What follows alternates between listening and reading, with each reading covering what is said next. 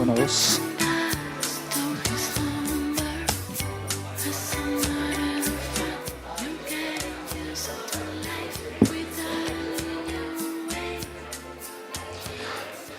Muy buenas noches, tengan todos estudiantes de la carrera de periodismo. Sean bienvenidos a esta conferencia denominada Transformación Digital de los Medios, el futuro de los medios y la enseñanza del periodismo. Esta conferencia pues va a estar a cargo de don Rosenthal Alves, quien es un destacado periodista internacional que la verdad le agradecemos su visita. Para iniciar esta actividad vamos a escuchar las palabras del señor director Odit Bolandi. Buenas noches, estimados estudiantes, académicos y personal administrativo que nos acompaña el día de hoy. Les rogamos, ¿verdad?, tener sus teléfonos apagados. También tenemos que tener protocolos de seguridad en caso de un eventual sismo o alguna situación de emergencia. Les rogamos mantener la calma y salir adecuadamente bajando las gradas, y al lado atrás en el parqueo está el punto de encuentro, ¿verdad?, más cercano, que es la zona segura del edificio. Presentamos acá a Juan Fernando Muñoz. Él es representante de la FELAFACS, la cual la universidad desde el año pasado estamos afiliados, ¿verdad?, y que hemos tenido ya varios encuentros, entre ellos el que se está desarrollando esta semana con ALAI, que ahí nos estuvimos encontrando. Y les presento a Rosenthal Alves, ¿verdad? Él es un académico que viene de la Universidad de Texas, además fundador del Centro NAI para las Américas Latinas.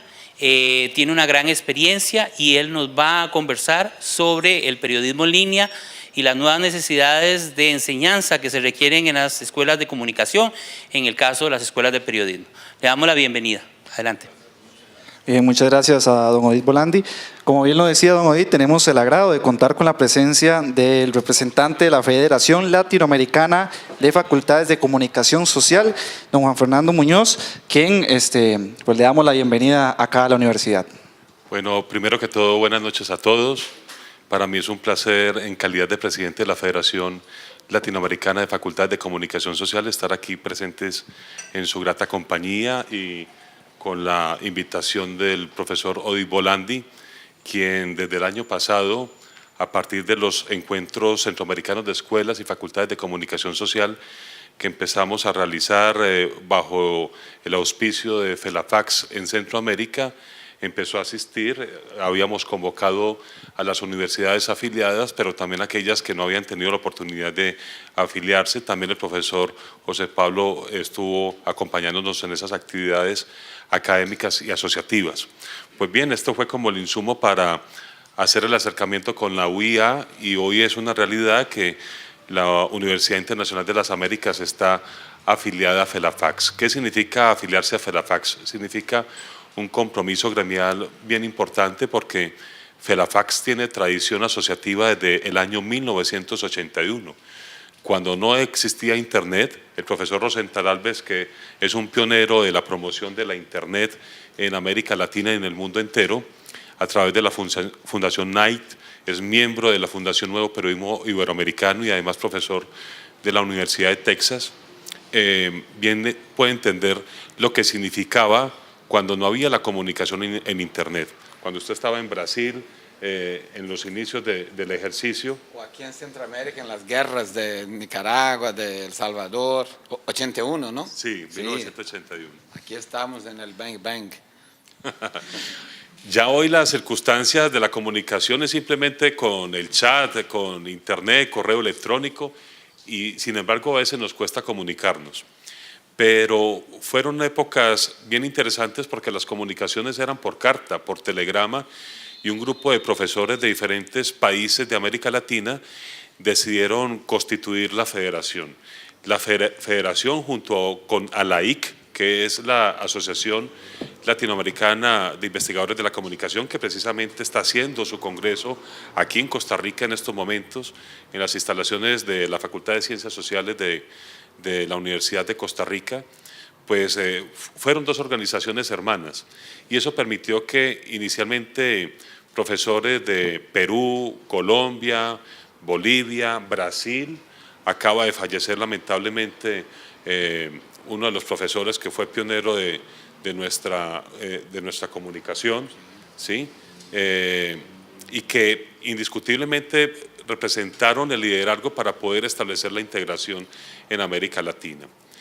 Yo como presidente de la federación, pues siempre procuro que cuando tengo el contacto con universidades que no tienen ese vínculo, lo hagan, porque es inconcebible que en los tiempos de hoy, donde hay una interconectividad, donde ese ejercicio que en algún momento McLuhan planteaba de globalización parecía una utopía, la aldea global, hoy pues el concepto de globalización lo tenemos todo el tiempo. En este instante veo algunos que están en sus celulares, en sus teléfonos inteligentes, comunicándose. Pueden incluso en este momento estar tomando fotos y estar enviando al instante, hablando con alguien y diciendo, ese profesor está diciendo tonterías o está diciendo algo importante o qué bueno conocerlo o no me interesa estar ahí mientras yo estoy haciendo una disertación.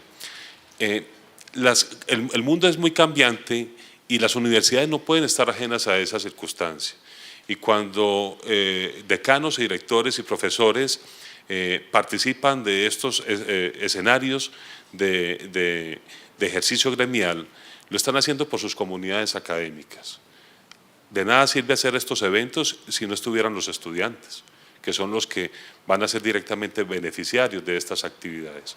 Por eso la invitación, no me extiendo más porque el profesor Rosenthal tiene que hablar, es a que ustedes como estudiantes, los profesores, los directivos de la Universidad Internacional de las Américas aprovechen ese vínculo federativo, porque el gran beneficio de la acción federativa constituye es precisamente la consolidación de redes. Ustedes perfectamente pueden tener movilidad académica internacional mediante las actividades promocionales de la federación.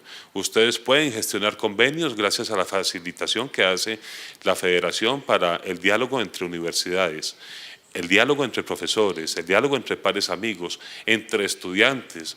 Yo quiero conocer un estudiante de una universidad como La Habana o una universidad como la Austral en Argentina o como la Pontificia Universidad Católica Valparaíso en Chile o la Universidad la Universidad Javeriana en Bogotá, en Colombia. Bien puede hacerlo y esa facilitación la hace ese ejercicio de redes. La investigación también tiene ahí un gran campo de despliegue, igual que la transferencia de conocimiento. Así que no pensemos que la formación académica en comunicación y las disciplinas afines pueden restringirse simplemente al campus universitario. Hoy el campus universitario es el mundo entero.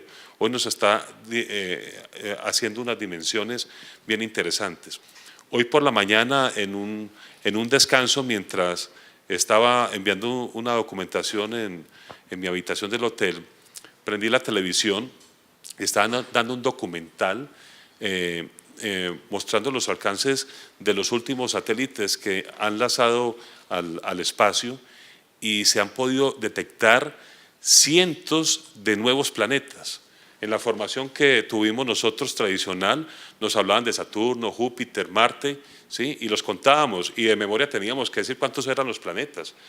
Hoy hay una cantidad enorme de planetas que no conocemos y me sorprendía que en la información que estaban dando hay un planeta que en la composición química, decían un joyero podría estar encantado porque es un diamante, es un planeta diamante. ¿Sí? Y otro era un planeta de vidrio. Entonces tenían las sospechas que la generación de lluvia podrían ser materiales de tipo de vidrio. En mi universidad, que es la Universidad Pontificia Bolivariana, donde está la sede de FELAPAX en Medellín, Colombia, le decía al profesor Rosenthal, está Sofía. Sofía es la humanoide. Recuerden que hace unos años hablábamos de humanoides en las películas de ciencia ficción y eso parecía muy extraño. Y está encantando a todo el mundo porque hasta el alcalde de Medellín, que usted lo conoce, Federico Gutiérrez, fue a dialogar con Sofía y le hizo preguntas a Sofía y Sofía le hablaba con respuestas muy humanistas, no humanoides, muy humanistas, ¿sí? Diferente a humanoides. Humanoides es la aproximación al humano. Humanistas es la consideración que nosotros desde la moralidad, desde los principios, los valores podemos establecer. Y eso era una utopía, hoy es una realidad. Internet era una utopía en su momento. El primer salón de Internet era un espacio, un edificio grandísimo. Hoy Internet lo tenemos en aparatos tan sencillos que si usted no tiene Internet se enloquece. Ahorita yo no tenía Internet acá y estaba desesperado y le dije a un profesor acá, me dio la contraseña y ya descansé. Ustedes cuando se van a acostar y no ven el celular por última vez, es más fácil que no se despidan de su mamá, pero el celular tienen que darle la última mirada. Entonces, eso implica una reflexión, un análisis, una determinación desde el ejercicio académico de qué tan bueno o qué tan malo es, qué tan útil, qué tan beneficioso es, pero también cómo tenemos que empezar a hacer la verdadera discusión sobre temas de comunicación. Y si nosotros no estamos intercomunicados en el mundo, teniendo estas posibilidades de las tecnologías, de la información y la comunicación, estamos perdiendo un tiempo óptimo y necesario para consolidar un verdadero diálogo de saberes. La comunicación ya no establece las fronteras tradicionales que se marcaban en los años 70, 80, incluso 90. Hoy los diálogos de saberes establecen una interacción permanente y que implican que todos estemos en la misma lógica de diálogo, de comunicación, de constatación de lo que estamos haciendo en nuestras universidades. Así que la invitación desde FELAFACS es a que participen activamente de ese ejercicio federativo, que nos animen y nos provoquen a ayudarles a que ustedes, en calidad de estudiantes, en calidad de profesores, otros incluso en la condición de egresados, puedan moverse en el mundo. ¿Sí? Anteriormente moverse en el mundo era algo imposible, hoy moverse en el mundo es sinceramente necesario. Y lo más interesante es que nos podemos mover en el mundo estando en nuestro propio lugar y defendiendo lo que somos, lo que tenemos y lo que hacemos. Muchas gracias.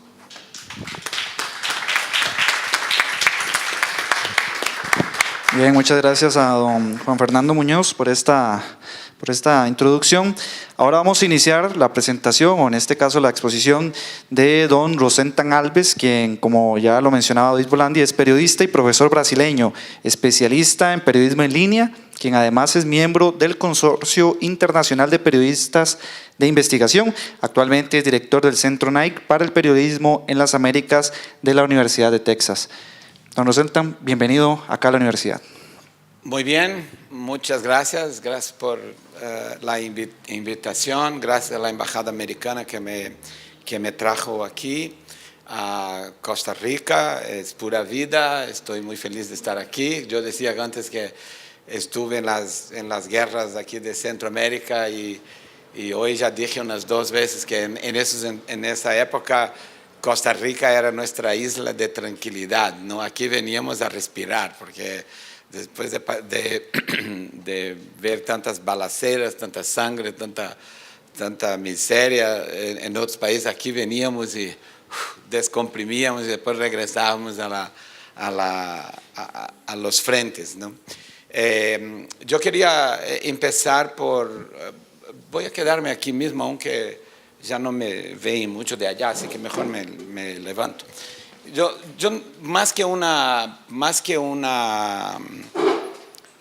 exposición, una conferencia formal, me gustaría mucho que eso se transformara en un conversatorio entre nosotros y con los profesores y con ustedes. Yo quería empezar explicando un poco más sobre mí, ¿no? O sea, este es un año de mis... Otro día estaba en Miami en un reconocimiento que gané de la Asociación Nacional de Periodistas Hispánicos en Estados Unidos y me di cuenta de la coincidencia de que hace 50 años este año que yo me torné periodista. En esos 50 años yo nunca trabajé en otra cosa que no fuera practicar el periodismo o enseñar el periodismo. Empecé como profesor de periodismo a los 21 años. Aquí en el Congreso de ALAIC hay por lo menos uno que fue mi alumno, ¿no? Mi primera clase yo era más joven que todos los alumnos. Hace exactamente 30 años que yo empecé a preocuparme con la revolución digital. Cuando hablar de la revolución digital era hablar de algo que la gente no tenía ni idea. O sea, el momento para mí, que en Estados Unidos es el aha moment, ¿no? Fue en la Universidad de Harvard, donde yo estaba en un programa para periodistas. Fui el primer brasileño a participar de este programa llamado Nieman Fellowship.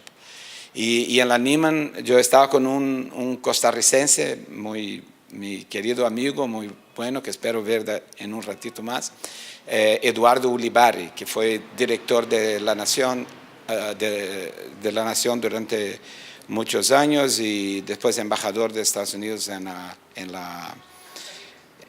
embajador de Costa Rica en la ONU.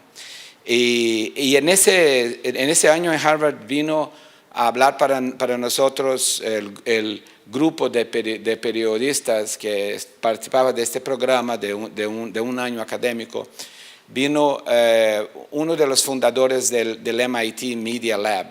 El MIT Media Lab es un precursor de la transformación digital y nos habló de lo que iba a venir. O sea, en ese entonces se hablaba mucho de la televisión digital, de la televisión de alta resolución y de la digitalización de imágenes, ¿no?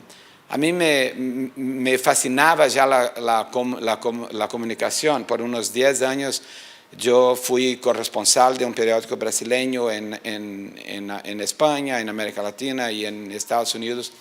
Y aquí en América Central mi apodo era, en vez de Rosenthal, Rosentelex, porque yo sabía cómo operar el telex, que ustedes no saben lo que es, pero les voy a contar.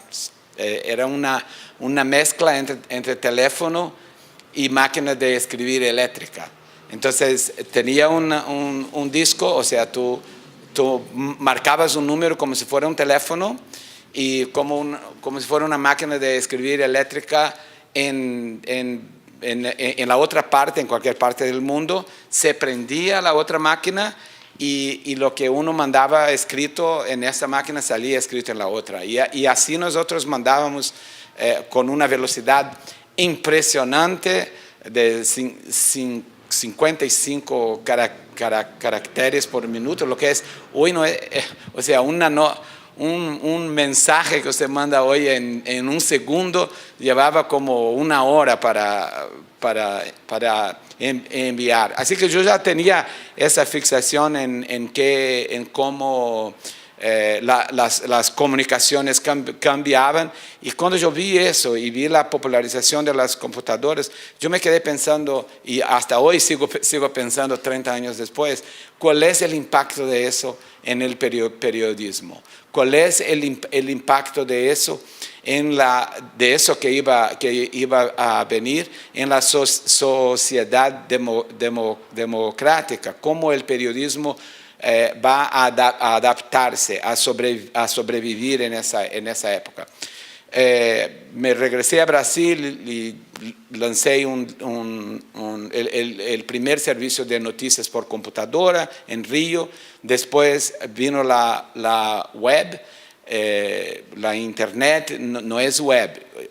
Web es parte de la internet, pero internet era un proyecto militar americano de los fines de los años 60, que durante muchos años fue algo secreto, y que en los años 80 se tornó una red entre universidades principalmente, una red civil, y de ahí en comienzo de los años 90 se creó la web. Pero cuando se creó la web, que era una visión gráfica de Internet, donde se podía poner fotos, hasta entonces podrías enviar una foto, pero no podías mezclar foto con texto, ¿no?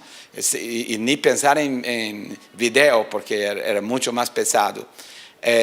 Cuando llegó la web, nosotros lanzamos en Río el primer periódico en Brasil que se adaptó, que lanzó una edición en Internet, gracias a la web. Y luego el año siguiente yo me mudé para Estados Unidos después de ver un aviso clasificado en la revista The Economist, y que yo vi el aviso y dije, alguien leyó mi resumen y me está llamando porque es una coincidencia lo que estaban buscando y yo. O sea que hubo una especie de concurso, hubo unas 200 personas que contestaron al anuncio y yo fui. Entonces lanzamos el periódico en 95, en principio de 96 yo llego a Estados Unidos. En 97, aunque mi ida para Estados Unidos fue para enseñar periodismo internacional, o sea, eso de corresponsal extranjero, corresponsalía de guerra, ese tipo de cosas. Pero al año siguiente yo empecé a enseñar periodismo online. Fue uno de los primeros cursos de periodismo online en universidades, en escuelas de periodismo en Estados Unidos. Y como digo, son como 30 años de estar pensando en eso. En ese año, en 97, salió un libro llamado Media Morphosis, Understanding the New Media. Y lo que el autor decía es que era como que no se asustaran con el medio nuevo que estaba apareciendo, porque el medio nuevo iba a ser uno más de muchos medios que aparecieron en el siglo XX. Y cada vez que y lanzó él dice que no es una teoría, pero es un concepto que decía, cuando un medio nuevo nace, los medios viejos simplemente se adaptan, pasan por una metamorfosis y sobreviven, a pesar de las falsas profecías de que se iban a morir. Entonces la radio no mató el periódico, la televisión no mató la radio, y así decían, la web es un nuevo medio y no va a matar a nadie, todo el mundo va a vivir feliz y contento para siempre. Yo vine en 98, 99, presenté en una conferencia una ponencia en que decía que yo creaba un contrapunto para esa idea de media morfosis, de que en verdad lo que venía no era apenas la adición de un nuevo medio. La web para mí era la punta del iceberg de una de las más importantes revoluciones que el mundo había visto en términos de conocimiento, de acceso a la información, etc. Y que en vez de media morfosis, yo proponía el mediacidio, o sea, la muerte del sistema mediático existente en la era industrial, que sería, en mi opinión, 20 años atrás, sustituido por un nuevo sistema mediático de la era digital que iba a tener características que yo no podría decirlo, porque la evolución de la tecnología iba a ser tan rápida. Durante estos últimos 20 años, bueno, después escribí un artículo sobre eso que fue publicado en una revista científica británica, donde yo explicaba eso, no piense que, como yo escuchaba en todas las redacciones que iba, que estamos simplemente frente a un nuevo medio y que todo el mundo se adapta un poquito. Claro que el periódico de después de la radio es un periódico diferente del periódico que existía antes de la radio. La radio de después de la televisión es una radio muy distinta de la radio de antes de la televisión. Pero con la web no era simplemente un nuevo medio. En este momento, la radio no es más solo la radio. El periódico no es solo el periódico. La televisión no es solo la televisión. O sea, hay una mezcla de media, una transmedia una diferencia, las fronteras, las diferencias entre los medios está desapareciendo. Y hablar eso hoy es algo simple, pero hablar eso hace 20 años era algo muy complicado. Entonces yo me transformé como que un evangelizador digital, llamado a ir a periódicos en todo el mundo para intentar despertar. Es como una vez, hoy contaba eso en otro lugar, pero una vez fui a hablar, así como estoy hablando aquí, en una red de comunicación que tenía periódicos, radios, televisión, revistas, y había como 400 periodistas ahí. Estábamos en un resort, en una playa, periodistas de esta empresa, ¿no? Y antes que yo hablara con mi arenga de la revolución que viene y todo eso, el CEO de la empresa habló de los resultados financieros de la empresa, y eran espectaculares. O sea, anunció el bonus que cada funcionario recibía, y yo aquí, cada vez que él hablaba de cómo estaban bien, yo me sentía más pequeñito ahí, decía, ¿cómo voy a entrar ahí? Decir que... Entonces, cuando empecé mi charla, yo digo, oye, yo escuché eso, entendí todo, pero me siento como el pesadón. Eso fue en Brasil. Me siento como el pesadón que va a la playa un domingo por la mañana, que todo el mundo está tomando caipirinha, cerveza, ahí en la samba, bailando, tomando sol, el cielo está azul, todo el mundo muy lindo ahí en la playa, y yo llego y empiezo a decir, atención, atención, viene un tsunami ahí, todo el mundo sale corriendo, vaya para... Y la gente me mira y dice, Rosenthal, a esta hora de la mañana ya estás borracho. Claro que no viene nada, porque era muy difícil que la gente entendiera. Y yo te digo, hoy es un poco más fácil, porque el mediacidio que yo llamo ya empezó. De una manera muy fuerte, sobre todo en el canario en la mina, que es el periódico, como formato, como un medio de comunicación que ha sido la primera víctima, principalmente en Estados Unidos. Estados Unidos es el gran laboratorio de media del mundo, ¿no? O sea, si uno analiza la evolución de los medios, el nacimiento, la evolución de los medios de comunicación de masa, uno ve que Estados Unidos ha sido el gran laboratorio, incluso cuando las invenciones no son invenciones americanas. O sea, por ejemplo, el cine, ¿no? El cine nace en Francia como una curiosidad, como una cosa que se exhibía como curiosidad, viene para Estados Unidos, y ellos le transforman en negocio, y nace Hollywood, y el resto es historia. La propia web, la web fue inventada por Tim Berners-Lee en Suiza, en un laboratorio europeo, con una intención muy académica, muy colaborativa, y sin ningún fin comercial. Siempre la gente se olvida de esa historia, pero era un browser, el browser que él inventó, que Tim Berners-Lee inventó, todo, el www, el HTTP, todo él inventó. Pero él era un físico que tenía problemas que no conseguía resolver, y acuerdas que yo dije que Internet ya estaba conectada en todo el mundo. Internet era en esa época lo que yo a veces llamo de una república libre y utópica del ciberespacio.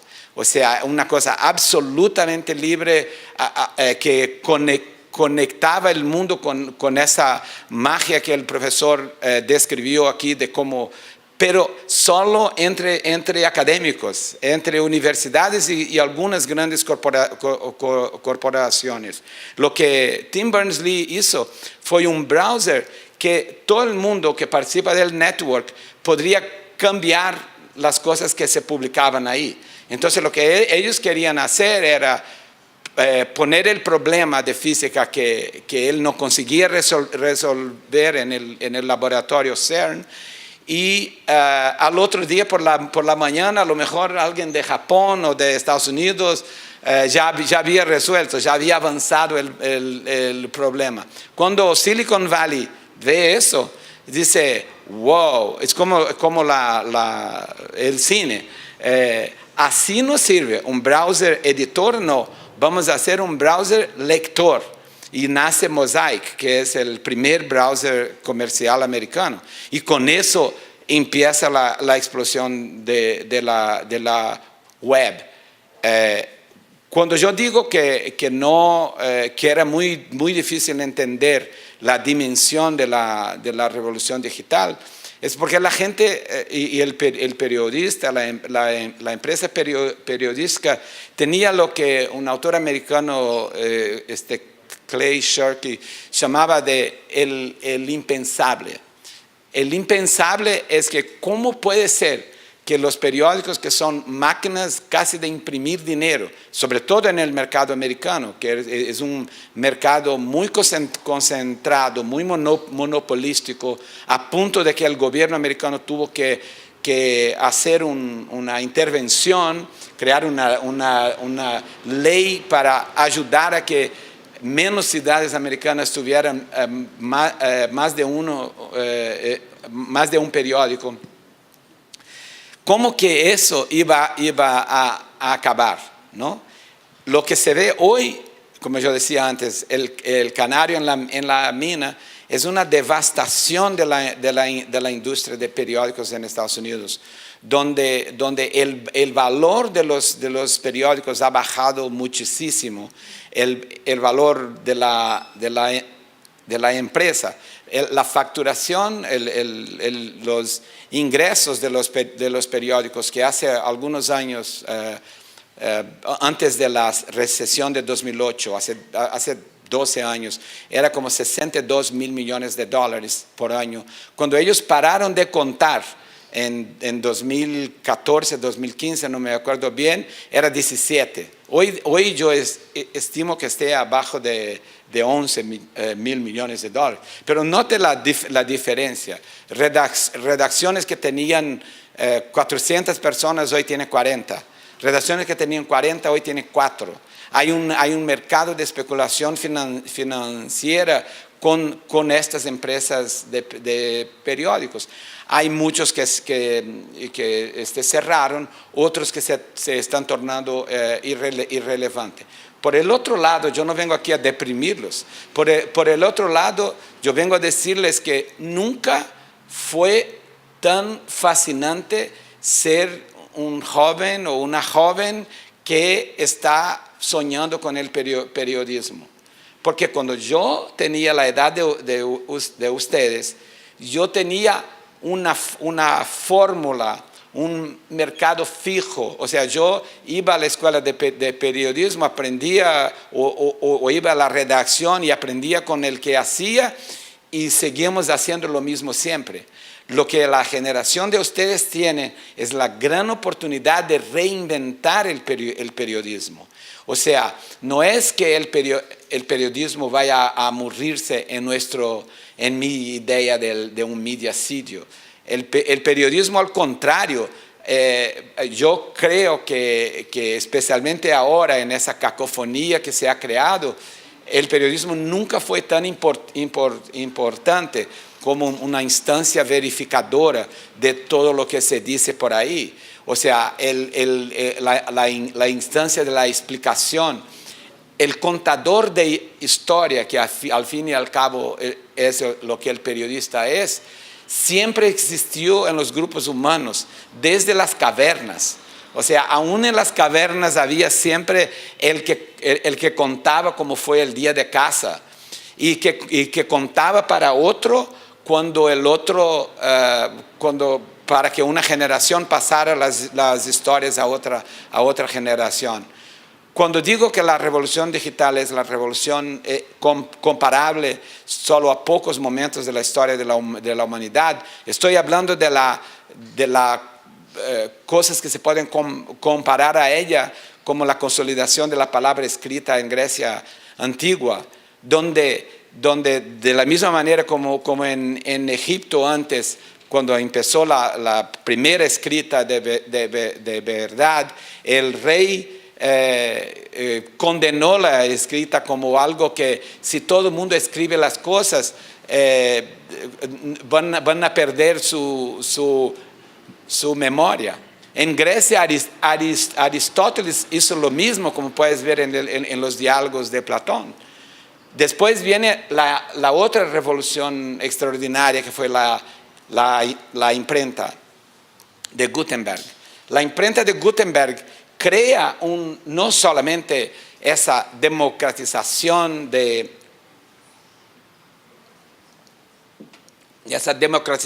conocimiento, democratización entre comillas, ¿no? Pero esa democratización del conocimiento que va a llevar al iluminismo, que va a cambiar Europa y el mundo, sino que también hubo momentos caóticos, ¿no? Momentos, por ejemplo, hay un momento en Venecia donde los príncipes están en pánico con los panfletos, porque están inventando noticias falsas, que están inventando cosas mentirosas, que están injuriando a los príncipes. Y eso está en papel y escrito, y todo el mundo está creyendo, y eso se está pasando de mano en mano. ¿Suena familiar eso? Exactamente lo que ha pasado con los blogs, lo que está pasando con la ola de noticias falsas en las redes sociales, etcétera, ¿no? Cuando viene la revolución industrial, también se lanza la humanidad en una resistencia que las máquinas están sustituyendo a los hombres, que va a terminar el empleo, que no sé qué, la explotación, lo que se necesitó ahí. Lo que quiero mostrar es que las revoluciones destruyen cosas mucho más rápido de lo que las construyen. Y las revoluciones son siempre seguidas de un periodo de caos, que es lo que estamos pasando ahora. Un periodo de caos donde dos sistemas mediáticos muy distintos están al mismo tiempo aquí en una ambigüedad que nos hace muy confusos. Además de eso, y sobre eso, ciberentusiastas como yo nunca me gustó que me dijeran que yo era ciberutópico, pero sí ciberentusiasta siempre fui, de que pensaba que el mundo iba a ser mucho mejor si todos nosotros pudiéramos tener acceso a información al punto que ustedes tienen ahora. Ustedes, por más que tengan, y el mundo se vuelve tan blasé sobre eso. O sea, ustedes no tienen ni idea de lo que significa lo que tienen en las manos. O sea, tienen el acceso a todas las informaciones prácticamente del mundo, ¿no? En esta cosa que nosotros insistimos en llamar el teléfono, pero que es una computadora cada vez más potente, que es un portal a todo el conocimiento del mundo. Yo pensaba, eso tiene que ser un mundo mucho mejor, ¿no? Mucho más fácil de entender. Yo también, otra frase que yo digo hace muchos años es: vamos a pasar de la era de los medios de masa para la era de la masa de medios, ¿no? ¿Qué significaba eso? Yo vislumbraba que íbamos a pasar de una comunicación muy verticalizada y muy concentrada en los pocos medios a la posibilidad de que cada uno de nosotros ahora sí somos, pero antes yo decía que iba a pasar, cada uno de nosotros íbamos a tornarnos un medio también. O sea, un mundo que se evolucionaría de de un ecosistema mediático mediacéntrico a un ecosistema mediático yo-céntrico, como yo llamo, ¿no? Que cada uno.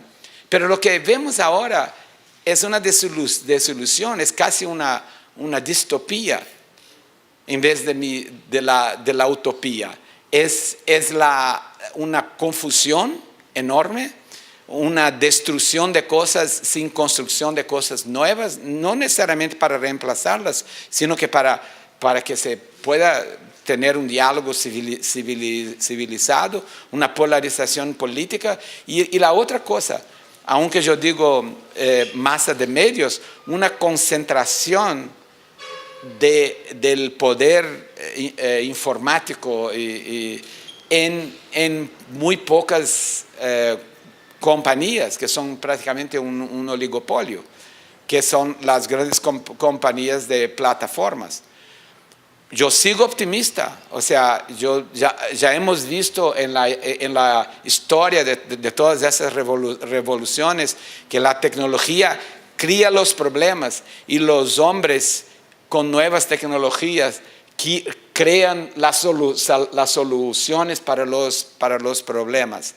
El problema de hoy es que hay un determinismo tecnológico tan fuerte que ellos digo, los papas de la tecnología están quedándose tan entusiasmados que piensan que los algoritmos y la inteligencia artificial y las máquinas van a saber más lo que es mejor para nosotros. Yo creo que estamos en un punto de inflexión donde va a haber una corrección de rumbo a través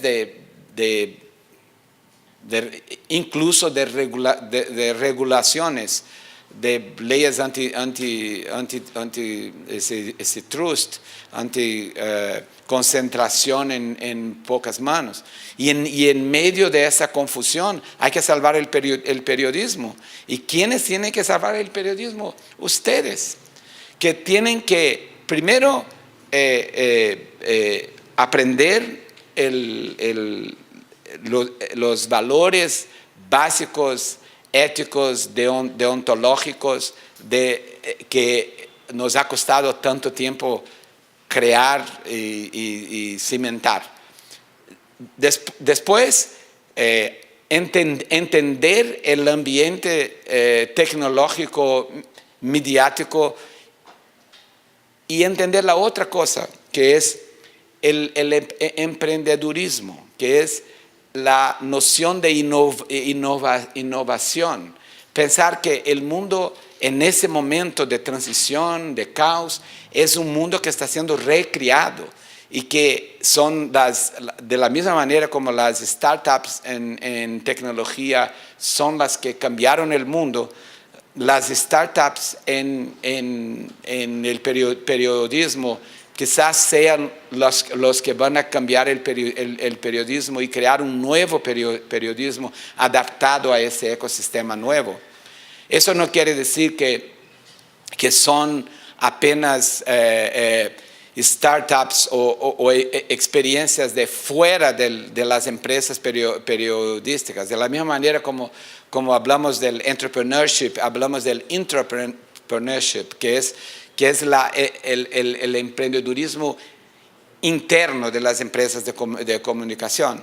Pero hoy día, yo creo que, por lo menos allá en Estados Unidos, lo que se busca antes de dar una oportunidad a una joven graduada en periodismo, en las entrevistas, es encontrar ese espíritu emprendedor, es encontrar una persona que en la escuela de periodismo ya creó alguna cosa.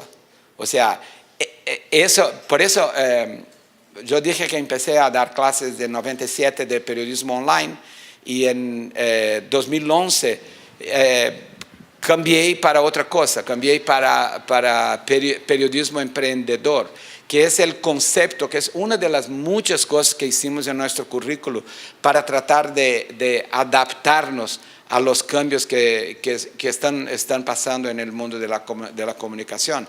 ¿Qué es el periodismo emprendedor? Es traer para el periodismo el espíritu innovador que se ha demostrado en las startups de tecnología. O sea, saber que hay que experimentar, que hay que no tener miedo al fracaso, que en ese mundo de la experimentación no hay derrota. Una idea no funcionar es tan... yo no diría que no es tan bueno, pero es casi tan bueno como que la idea funcionara. Porque tienes que ver que eso es un aprendizaje. La segunda locura que vas a inventar va a ser mejor que la primera porque se va a basar en el aprendizaje que tuviste de la primera. Cierro con una cita de Thomas Jefferson, que sobre eso de fracasar, etcétera, que cuando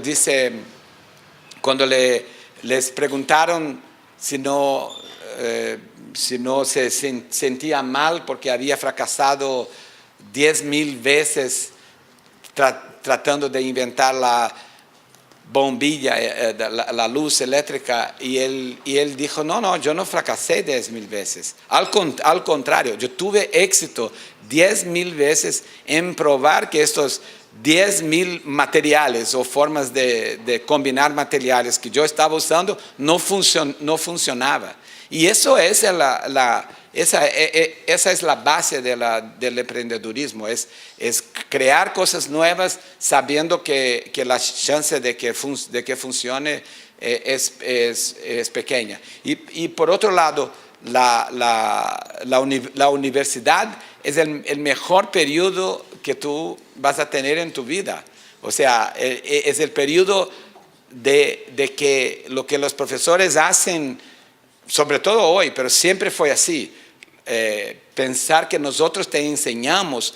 Nosotros no te enseñamos directamente, nosotros te abrimos los ojos, abrimos las ventanas para que ustedes salgan a volar, ¿no? O sea, damos alguna base para eso, pero la responsabilidad es de cada uno y sobre todo en este mundo donde ustedes muchas veces saben mucho más de lo que nosotros sabemos, porque ustedes están mucho más con las habilidades cognitivas nuevas que la revolución digital ha creado, ¿no? Con los teléfonos celulares, las computadoras, los tablets y todo eso.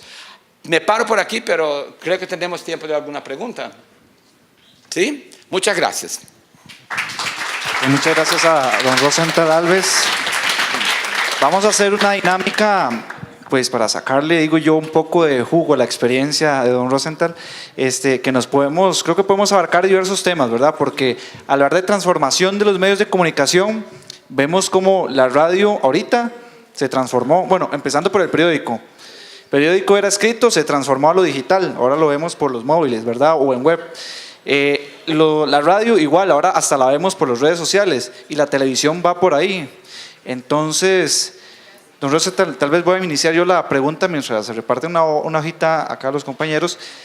¿Hacia dónde, basado en su experiencia, sus estudios, el periodismo como tal, a dónde lo dirigimos? Bueno, mi punto es decir que tenemos que crear un periodismo nuevo, adaptado. El principal problema del periodismo hoy no es que la gente no esté leyendo o mirando los videos, etc. Es el modelo de negocio. El problema principal de hoy es cómo financiar al periodismo, ¿no? Entonces yo creo que por ahí hay muchos modelos de negocio nuevos. Uno de los modelos que me llama la atención, principalmente en Estados Unidos, pero también en América Latina es el periodismo sin fines de lucro. O sea, si el negocio está disminuyendo tanto, podemos crear otros modelos que no sean que no sean de empresas con fines de lucro. Si el periodismo es tan indispensable para una sociedad democrática como parte de los checks and balances, no es una obligación de las sociedades preocuparse con el fin del periodismo y encontrar soluciones para ella. Entonces, en Estados Unidos yo participo del Texas Tribune. El Texas Tribune es un espectacular modelo de éxito de algo completamente nuevo, ¿no? O sea, es un periódico sin papel que solo cubre política y políticas públicas de Texas, que es financiado a través de múltiples canales de ingresos, inclusive la membresía de personas que dan un dinerito por mes o millonarios que dan dinerones por año, o publicidad, no, en vez de O es y publicidad y patrocinios y por ejemplo, eventos, ¿no?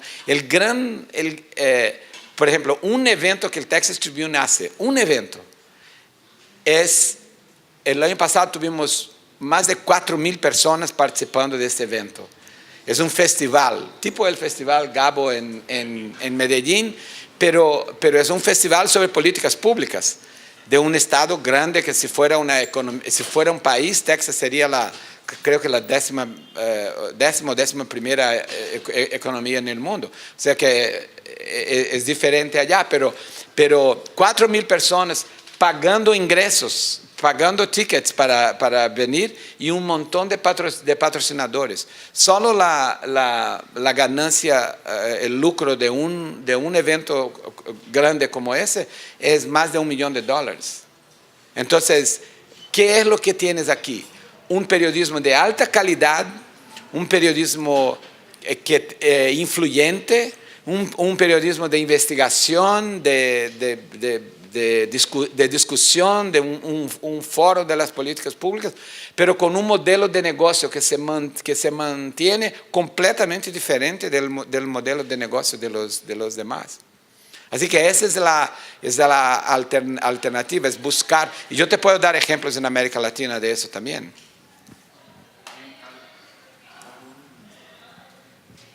¿Quién va a hacer una pregunta?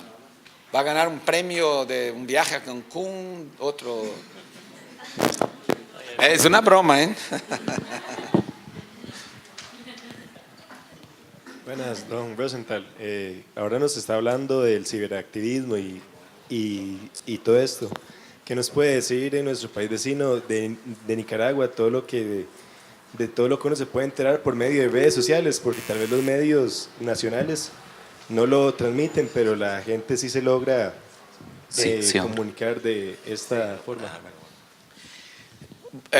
Bueno, primero mi respeto, mi homenaje, mi sentimiento. Yo conozco Nicaragua bien, es un país que sufre tanto y que no merece eso. O sea, cuando íbamos a pensar que, así, yo que cubrí las guerras de los años 80, ¿cómo iba a imaginar que Ortega sería casi un... Yo lo llamé en Twitter otro día de Somoza 2.0. Es inimaginable eso. 400 muertos, o sea, es increíble. El papel, no solamente en ese episodio, sino que en varios episodios anteriores de protestas en Nicaragua, era en las redes sociales que los estudiantes hacían no solo la articulación para las protestas, sino que la dispersión, la difusión de información, etc. El ciberactivismo es una realidad. La organización, los movimientos que son organizados sin organizaciones. Es un fenómeno de los últimos 15 años, desde Seattle, desde las protestas contra la Organización Mundial de Comercio hace no sé cuántos años. Ese lado me lleva también a otra cosa, que es las fronteras entre el activismo y el periodismo, ¿no? Ahora estamos en una era donde vemos que a veces es difícil separar y hay una gran discusión sobre eso. Uno de los grandes empregadores de periodistas hoy día en el mundo son las organizaciones, las ONGs, tipo Amnistía. Hace un año creo vi un aviso clasificado, no sé si en el Economist también, pero de Amnistía Internacional estaba contratando 8 periodistas en Londres. O sea, la Human Rights Watch en Nueva York tiene periodistas de primera calidad. ¿Y qué es eso? O sea, los periodistas más puristas dicen, no, eso no es periodismo. Pero ¿cómo no es periodismo? Si son defensores de derechos humanos que están usando toda la ética, la deontología, las técnicas, las estructuras, las formalidades del periodismo, pero entonces los opuestos dicen, no, pero para una causa. Pero si la causa son los derechos humanos, o sea, o el medio ambiente, ¿no? Es otra que hay mucho. Una cosa, y disculpa que no estoy hablando mucho de Nicaragua porque yo no estoy siguiendo de cerca estos días, ¿no? Estaba la semana pasada y les recomiendo a todos que lean el artículo de Sergio Ramírez en El País. O sea, solo busca Nicaragua, Sergio Ramírez, El País, que es el mejor artículo que yo leí sobre los orígenes de la crisis de Nicaragua. Pero ¿qué decía? No, a lo que iba es que es muy importante saber que el periodismo no es más un monopolio de los periodistas. El periodismo es algo que cualquier persona puede cometer, no ser periodista, ahí es más complicado, pero cualquier persona puede cometer actos de periodismo. Y por eso, una cosa que yo vengo diciendo también hace años, es que es muy importante la alfabetización periodística. O sea, en Estados Unidos les gusta más decir el media literacy, pero a mí me gusta más news literacy, que es explicar a la gente, o sea, una universidad como esa, o la mía, que tiene 51,000 estudiantes en un campus. Yo hace años digo que todos los 51,000 estudiantes deberían tener por lo menos una clase, un semestre sobre periodismo. No que ellos vayan a ser periodistas, pero en ese momento de confusión y de transición es muy importante que la gente entienda lo que es el periodismo, cuál es su papel en una sociedad democrática y sepa distinguir principalmente qué es el periodismo de lo que parece que es periodismo, pero no es. ¿Quieres hacer otra? Julián.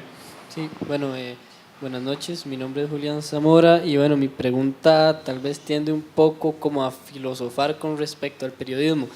Te voy a hacer 2 preguntas, la primera como para introducir a la segunda, ¿verdad? Okay. Usted habló sobre reinventar el periodismo y sobre salvar el periodismo y también mencionó que las revoluciones destruyen más rápido de lo que construyen y verdad que, bueno, estamos hablando de una revolución con todo esto que pasó con la llegada de la tecnología. Entonces me gustaría saber, primero, para usted, ¿cuál es la esencia del periodismo? Y si con estas revoluciones, digamos, y la necesidad de salvar y reinventar el periodismo, se corrompió o se cambió esa esencia, digamos, refiriéndonos a esencia como lo que hace que el periodismo sea lo que es, digamos. Sí. Bueno, es una pregunta muy filosófica, yo diría, ¿no? O sea, los valores de lo que es el periodismo, lo que define el periodismo, que en mi modesta opinión viene de la de la tradición del contador de historia de las tribus hasta tiempos modernos. Yo creo que no es afectada por la tecnología. O sea, el papel del periodista como el que investiga, sigue ciertos patrones profesionales y éticos y cuenta la historia dentro de esos patrones, no es afectado por la tecnología, excepto por las narrativas. O sea, ¿qué es lo que significa? ¿Qué es lo que significaba escribir una historia antes en este mundo muy vertical, de una comunicación vertical, de arriba abajo, donde el periodista se consideraba o muchos todavía se consideran como un semidios, que eso desarrolla una cierta arrogancia de que yo soy el que sé, usted es el que no sabe y yo te voy a contar. Cambios como tienen que modificar la manera de contar historias, porque, por ejemplo, historias contadas de forma multimediática, ¿no? O sea, historias contadas con un poco de video, con fotos, con texto.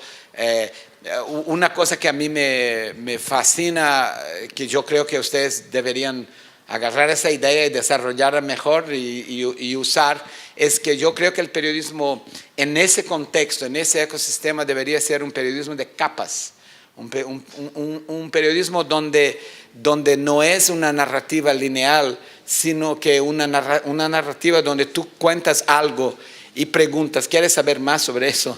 Y da opciones de cómo la propia persona va construyendo su historia. Por eso a mí me fascinaba mucho los bots, por ejemplo, y en los últimos 2 años estuve loco con los news bots, que yo creo que van a tener un sentido cuando la inteligencia artificial se aplique a ese tipo de conversación con Sofía. No como es la elección de Sofía, que es una cosa horrible. No, esa es una Sofía buena. Pero que el periodista viene y en vez de, por ejemplo, hacer una crónica lineal, el periodista alimenta una base de datos y permite a Sofía que Sofía te cuente lo que pasó. Y Sofía te conoce y Sofía va a contar de la manera mejor de eso. O sea que la tecnología afecta la manera de distribución, la narrativa, etcétera, pero no afecta a la esencia del periodismo, que es esa de contar historias y de contar historias relevantes que tengan importancia para la sociedad. Bien, ¿alguna otra pregunta por ahí? Bueno, me preguntás, sí. Ok, siguiendo con el tema rápidamente, Siga. más. Entonces se podría decir que lo que cambia es como el significado de lo que se hace en el periodismo, digamos, lo que significa hacer una crónica desde el periodista y para el lector, digamos, por ejemplo. Yo diría que lo que no cambia es la esencia, pero por ejemplo, otro ejemplo que te voy a dar es el ejemplo de que en mi época yo iba al periódico, sentaba ahí enfrente a una máquina de escribir, otra cosa fantástica. Escribía mi nota con varias copias de carbono y daba al editor, al jefe, el jefe leía, me preguntaba alguna cosa si había, pero a mí nunca preguntaba, que eran todas perfectas. Bueno, entonces me decía Rosenthal, muy buena, excelente nota. Y yo me iba para casa y se terminó, el ciclo ahí se terminaba. Un otro cambio es que terminar una nota o publicar una nota no es nada más que el inicio de otro ciclo de esa nota, porque el público reacciona. Las cosas son online, tienes una comunidad lectores que participan, ¿no? Entonces tienes que adaptarte a eso. Antes yo escribí una nota y bastaba. Hoy de repente no es que voy a escribir una nota. Voy a escribir una nota, voy a ver la foto que yo saqué, porque una de las resistencias más increíbles que yo vi en las redacciones que donde daba capacitaciones, que el periodista se negaba a sacar una foto con su celular porque no era pagado para eso. Y yo decía, tú eres la única persona con una cámara en el bolsillo que vendo algo importante, no para reemplazar a los fotógrafos. La fotografía que uno hace así es para alguna cosa especial o una cara de una persona que no va a salir con gran resolución. Pero uno tiene que adaptarse a esas cosas. Si vas a tener que hacer un tweet que acompaña esa nota, las empresas periodísticas que están adaptándose a este nuevo mundo están cambiando la rutina que el periodista tiene que seguir en el periódico o el site de noticias o lo que sea el medio, ¿no? ¿Tienes una pregunta? Bueno, usted hablaba de que actualmente en este medio, en esta comunicación de masas y demás, sucede mucho lo que llaman el fake news, ¿verdad? Entonces, eso viene a ser como un común denominador en prácticamente todo lugar. ¿Existe alguna manera de evitar que esto suceda? Porque, por ejemplo, en Costa Rica ya hay como ciertos medios como La Nación, por cierto, y como Cere Hoy, que están intentando hacer como todo este tipo de plataformas de aclarando las noticias falsas, pero ¿existe como alguna manera de evitar que se dé el fake news? Bueno, primero, las acciones de Facebook cayeron 120 mil millones de dólares en valor de capitalización la semana pasada, en parte porque Facebook está enfrentando un grande problema con la utilización de su plataforma para desinformación. Entonces, yo diría que miles de personas en Facebook, mientras hablamos aquí, están trabajando para intentar disminuir el daño que Facebook está causando al dejarse usar de manera casi que irresponsable o que no se dieron cuenta o lo que sea con la desinformación. Segundo, que voy a decirte que anteayer, bueno, tengo que hacer un comercial. El Centro Knight para el Periodismo de las Américas ofrece cursos gratis de periodismo online en inglés, español y portugués. Son cursos masivos, ¿no? Por ejemplo, dimos un curso sobre fact-checking, sobre cómo chequear el discurso público, que son estas iniciativas, ese género nuevo del periodismo, que es otra manera que afecta al periodismo, ese ecosistema, que es crear géneros nuevos. Ese género de chequear rápido lo que el político dice y decir, eso no es verdad, por eso, etc. Se creó como un género nuevo. Dimos un excelente curso gratis, online, que pudiera hacer en el tiempo que quieras, no hay clases online. La semana pasada iniciamos uno sobre R, que es un lenguaje de programación,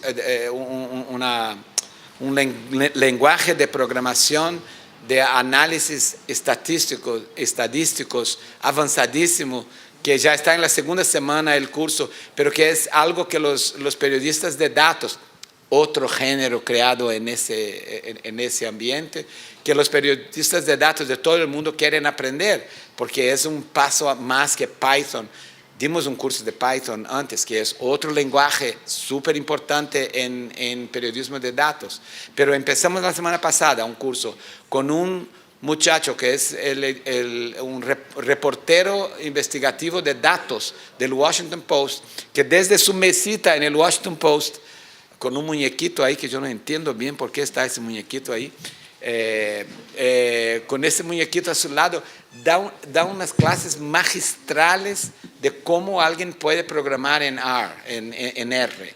Ese curso empezó la semana pasada, Ustedes pueden entrar y participar, cuesta cero. Y anteayer lanzamos uno en portugués también muy interesante. Lanzamos uno en inglés sobre podcasting, que también vea la magia que es. Tenemos 5 productores de podcast. Podcast es un boom, es un exitazo en Estados Unidos. Todo el mundo está haciendo podcast. No sé si ustedes saben lo que es. ¿Saben lo que es, no? Profesor, Sí. un segundo. ¿Cuál es la dirección para anotarla acá? Sí, es Night Center con K, con nightcenter.utexas.edu. .utexas.edu. Así es. Night Center todo junto .utexas.edu. EDU de educación. Podcast, un fenómeno. 5 productores de podcast de Nueva York, lo mejor de lo mejor. Ese es en inglés también, desafortunadamente. Pero gente de todo el mundo pueden entrar. Son 5,000 personas, 4,000 personas. Puedes hacerlo a la hora que quieras. Pero todo eso comercial se va a terminar. Pero era para contar que anteayer lanzamos el curso en portugués con el patrocinio de Google, que también ayuda a nosotros, que es cómo desbancar las fake news y nunca más llamarlas por este nombre.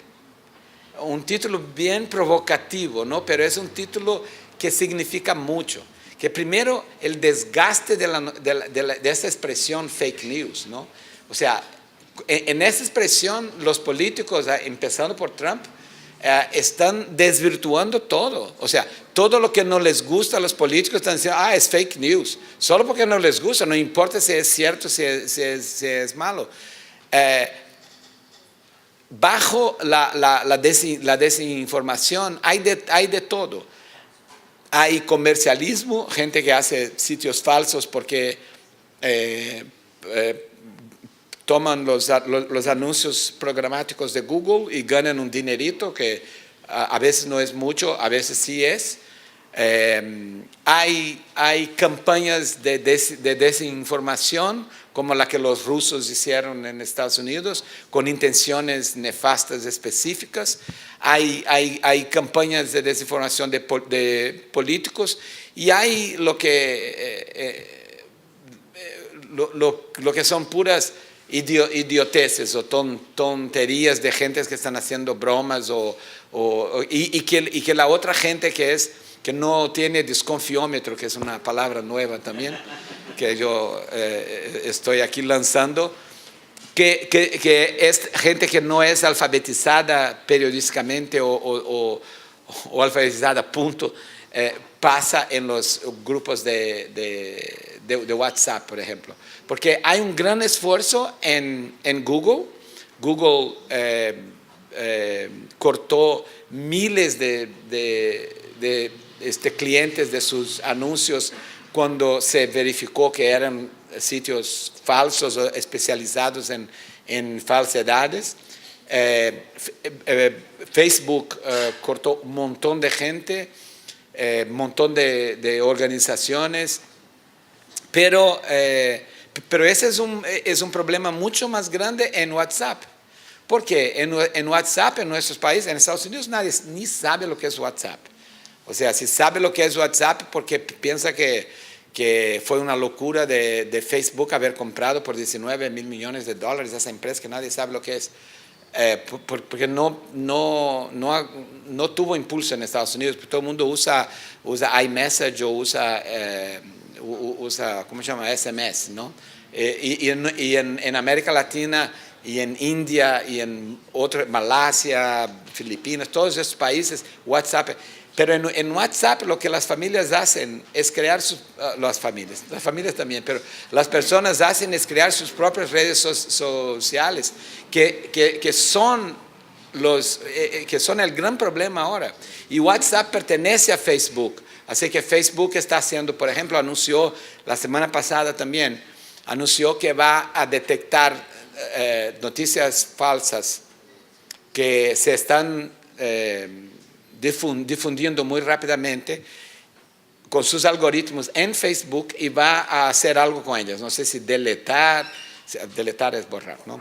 Sí, es una palabra nueva, voy a presentar en la Real Academia mañana.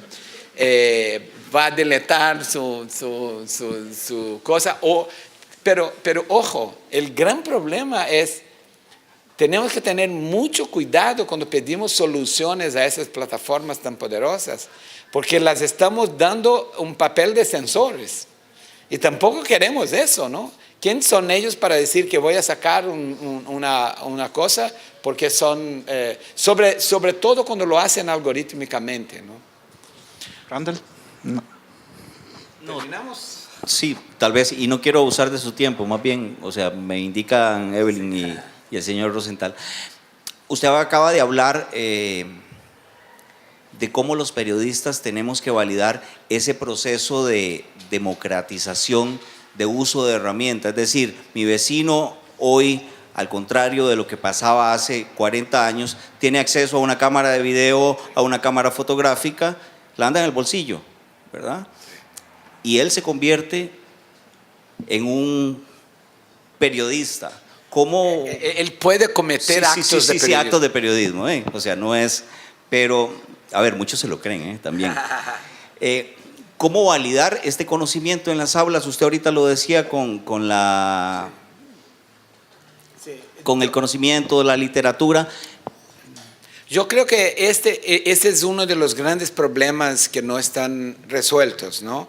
El problema me hace acordar, yo no me gusta hablar de este tema en Costa Rica porque es muy cósmico, pero me hace acordar de la colegiatura obligatoria. Me hace acordar de si que es algo que la Corte Interamericana aquí en Costa Rica decidió que viola el artículo 13 de la Convención Interamericana de Derechos Humanos, una colegiatura obligatoria o una licencia obligatoria. Pero el mundo está ante un nuevo reto, ¿no? Y yo soy, de Brasil, o sea, yo me cambié de lado cuando entendí por qué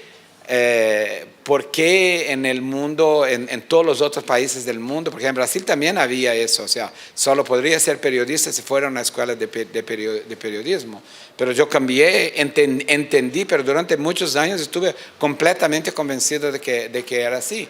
Pero tu vecino puede transformarse en un periodista. Lo que hace el periodista es la práctica y son esos fundamentos que pueden ser mucho más fácilmente adquiridos en la universidad, pero también pueden ser adquiridos en una forma autodidacta, ¿no? O sea, el problema es que el mundo ahora se depara está ante un reto mucho más grande. Es que nosotros en algún momento vamos a tener que tener algún tipo de código, algún tipo de forma de medir la credibilidad y como la sumisión, no sé si esa es una palabra, pero que este site es de un grupo de personas, de una empresa que se somete a los principios éticos que nortean el periodismo. O sea, que ese site por lo menos tiene un compromiso público de buscar la verdad, de no tergiversar, etcétera, cosas que se aprenden en el básico del periodismo. Y yo no sé cómo solucionar eso. O sea, yo hace creo que casi 20 años yo tuve un debate con el publisher del Miami Herald en Miami, como que yo vislumbrando que ese sería un problema, no era entonces, pero vislumbrando que ese sería el problema, y yo dije, quizás no sea el caso de una licencia, de una colegiatura, pero quizás sea un sello de compromiso, ¿no? y él casi me mata, ¿no? Dice, no, eso no existe, la primera enmienda, no sé qué. Pero yo creo que esa es una solución que vamos a tener que encontrar. Por lo menos en ese caos actual, Facebook, por ejemplo, creía que las máquinas podían hacer ese discernimiento y Facebook hoy está contratando periodistas. O sea, tanto Google como Facebook dicen, yo no soy empresa de medios, o sea, yo no tengo nada que ver con periodistas. Y Google ayuda al periodismo, lanzó en marzo un proyecto de $300 millones, $100 millones por año por 3 años para proyectos de ayuda a los medios a viabilizarse, a tener más calidad, etc. Y están invirtiendo millones de dólares en parar no quiero usar la palabra, la F-News.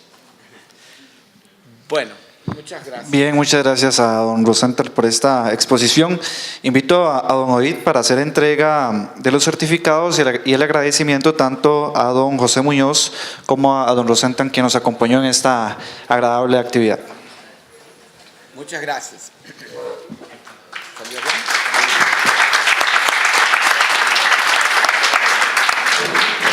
Mañana voy a repetir todo Está grabado.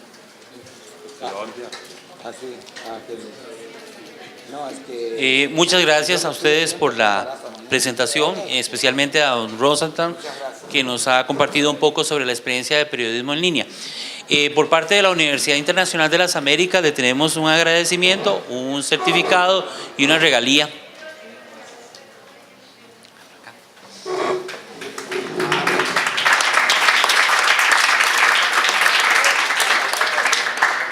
Y a Juan Fernando también le tenemos un reconocimiento, ¿verdad? Y una regalía acá.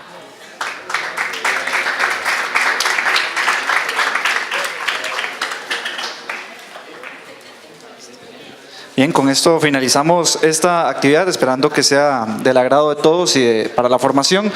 Y finalizamos, que tengan todos muy buenas noches.